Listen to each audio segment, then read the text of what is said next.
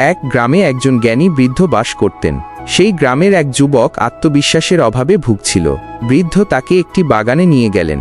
তিনি একটি ছোট চারাগাছ দেখিয়ে বললেন, এটি ঝড়ের মধ্যেও টিকে থাকে। তিনি তাকে একটি সুন্দর ফুল দেখিয়ে বললেন, যদিও ক্ষণস্থায়ী, এটি তার সুগন্ধ ছড়ায়, এবং একটি পাথরের দিকে ইঙ্গিত করে মন্তব্য করলেন, এটি হাজার হাজার বছর ধরে অটল থাকে।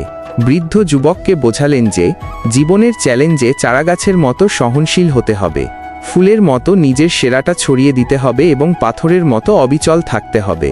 সাফল্য ছোট ছোট প্রচেষ্টার ফল। যুবক অনুপ্রাণিত হয়ে ফিরে গেল।